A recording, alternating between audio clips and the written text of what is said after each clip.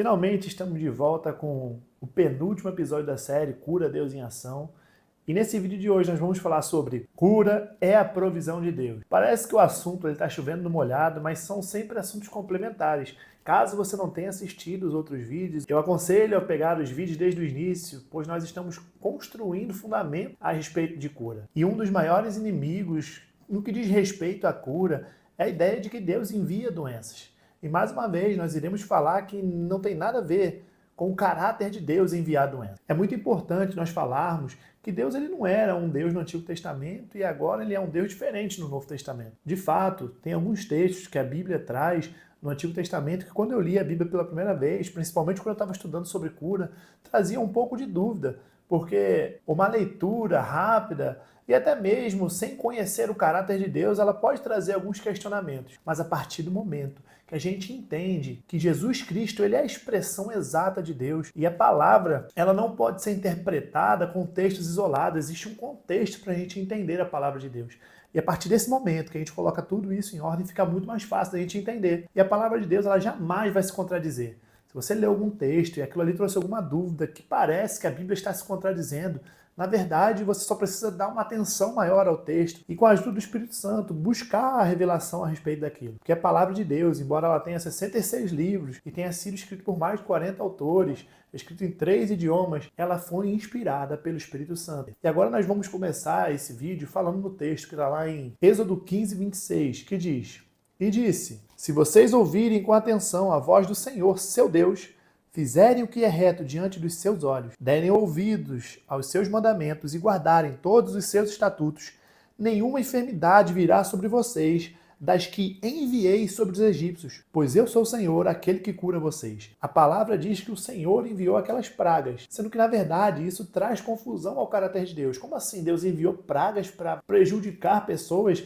Ele envia o mal? A gente viu que quem faz o mal é Satanás e o mal veio ao mundo através dele. E agora, como é que a gente vai explicar isso? Antes de mais nada, eu gostaria de indicar um livro, esse livro aqui, Curso de Estudo Cura Bíblica, do irmão Kenneth Hagin. Ele tem sido a base para esses vídeos. De fato, se você tem esse livro, você vai ver que o próprio nome do primeiro capítulo é o nome dessa série que nós estamos tratando sobre cura, Deus em ação. E cada tópico nós estamos destrinchando e falando através desses vídeos. E além disso, tem esse outro livro aqui, Chaves Bíblicas para a Cura, no qual o irmão Kenneth Hagin também, ele vai falar um pouco sobre esse versículo. Ele vai citar o Dr. Robert Young, que ele foi responsável por escrever a concordância analítica de Young a partir da Bíblia King James. Além disso, o Dr. Robert Young ele escreveu um livro que se chama Dicas e Sugestões para a Interpretação da Bíblia. Todos esses dois que eu falei, eles estão em inglês. Caso você queira, você vai colocar esse nome em inglês. E esse segundo livro, Dicas e Sugestões para a Interpretação Bíblica,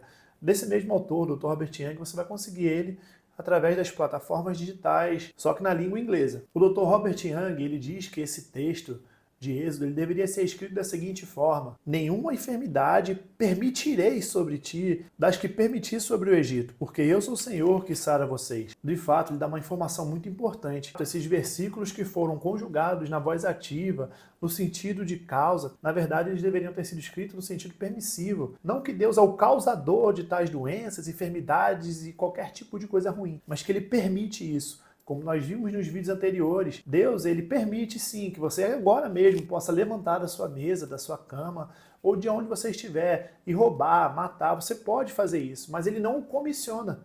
Ele permite o mal, mas ele não comissiona as pessoas a fazerem o mal. Olha o que a palavra diz em Êxodo 23, 25 a 26. Adorem o Senhor, o Deus de vocês, e ele abençoará o pão e a água de vocês. Tirarei as enfermidades do meio de vocês.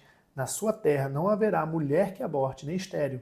Darei a vocês uma vida longa. Para que essas bênçãos e a sua palavra se cumpram na nossa vida, nós devemos fazer alguma coisa. Não é porque já foi disponibilizado que a bênção ou as provisões do Senhor elas vão cair no nosso colo como uma manga madura cai de uma árvore. Existe uma parte que cabe a nós fazermos. Em Isaías 1,19 diz o seguinte: se estiverem dispostos a me ouvirem, vocês comerão o melhor desta terra.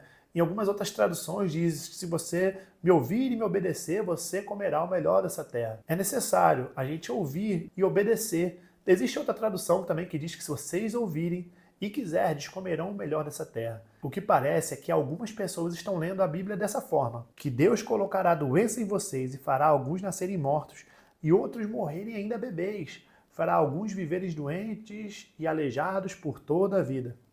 A palavra de Deus em nenhum canto vai falar isso. Nós já vimos em vídeos anteriores que para nós entendermos o caráter de Deus, nós vamos olhar para Jesus Cristo, porque Ele é a expressão exata de Deus.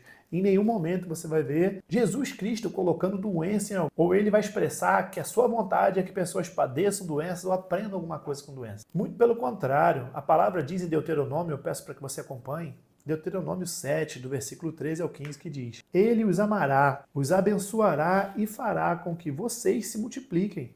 Também abençoará os filhos de vocês, o fruto da terra, o cereal, o vinho, o azeite e as crias das vacas, das ovelhas, na terra que prometeu dar a vocês, conforme o juramento que fez a seus pais. Vocês serão mais abençoados do que todos os povos. Não haverá no meio de vocês nenhum homem ou mulher estéril, nem entre os seus animais. O Senhor afastará de vocês toda enfermidade. Não porá, como nós vimos, não permitirá sobre vocês nenhuma das terríveis doenças dos egípcios, que vocês conheceram tão bem. Pelo contrário, ele as porá, ou melhor, permitirá, sobre todos os que os odeiam. É muito importante a gente entender o caráter de Deus e ver que realmente ele não é o responsável pelo mal. Quando a gente lê alguma coisa que parece que está meio esquisito com o caráter dele, a gente precisa pesquisar a fundo. E esse livro que eu falei, do Dr. Robert Young, ele vai abordar essa questão, permissividade com a causalidade. O Velho Testamento, no original hebraico, eles escreveram muitas coisas no sentido causal, como se Deus fosse o responsável, sendo que, na verdade, o Senhor estava permitindo. Agora, algumas pessoas podem dizer, tá beleza, mas essas bênçãos, tudo isso aí, que não haveria mulher estéril, que o Senhor tiraria as doenças, era para o povo hebreu, sendo que a palavra deixa claro, lá em 1 Coríntios 10:11, estas coisas aconteceram com eles para servir de exemplo e foram escritas como advertência a nós, para quem o fim dos tempos tem chegado. Olha o que a palavra também diz em Romanos 15, pois tudo o que no passado foi escrito, para o nosso ensino foi escrito, a fim de que pela paciência e pela consolação das Escrituras tenhamos esperança. Outro texto também diz, em Hebreus 8:6, o seguinte: mas agora Jesus obteve um ministério tanto mais excelente, quanto é também mediador de superior aliança, instituída com base em superiores promessas. Hoje nós estamos numa aliança superior. Quando a gente lê a Bíblia, nós vamos ver o Velho e o Novo Testamento. Jesus Cristo, ele é o mediador de uma nova aliança com superiores promessas. Se você entende que aquelas promessas eram só para o povo hebreu, como nós vimos lá em Êxodo, na verdade, nós estamos numa aliança superior. Olha o que a palavra também diz em 2 Coríntios 3, do 7 ao 8.